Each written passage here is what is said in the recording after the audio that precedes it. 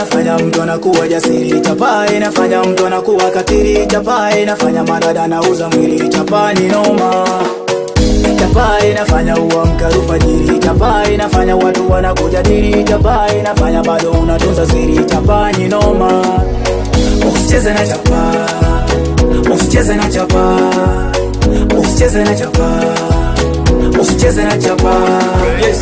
Naona watu wapo busy wanasaka chapa, wamama toto wazee mpaka vijana, kutu wapo busy wanasaka chapa. Usawa umekaba mtani, mpaka makahaba wanalalamika, na wengine wamezipata hawajarizika. Napata na mshangao, navyoona under 18 zimekuwa kibao. Prostitutes sema wao sasa wanasema chapa mezani chupu chini, wanapanga msururu kama nini. Chapa ina majabu kiwa nayo, wengine wakiwa nayo wanakuwa nyanyasaji wa kijinsia, wengine wanazidisha misifa, wengine madanga wanazidisha. Ukiwa na chapa machawa kibao takuwa nao, ande fulani ukipita itaisiwa ni rais ya waziri amepita. Chapa inafanya mtu anakuwa jasiri. Chapa inafanya mtu anakuwa katili. Chapa inafanya madada nauza mwili. Chapa ni noma.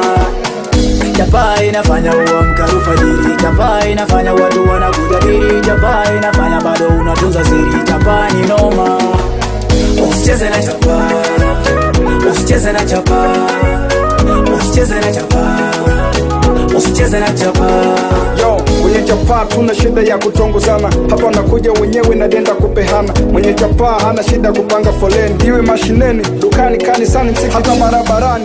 Rafiki akimuona utasikia samahani bosi wai, si utani. Hata nyumbani wenye chapa wanaheshimika. Ingi anatoa kiti kwa mwenye chapa kisha fika, sifa zote za mahomu anapewa yeye. Nasikia wewe ndio mtoto, hawa wengine vichacho kwanza hawana chochote, kutakucha kama posho. Chapa inaleta michoshi, maana kila ukionekana mtani watu wanakufuata wakitaka posho. Ila majabu ya chapa ukikosa, wote ulokuwa nao wanakukacha na wanakuona lofa.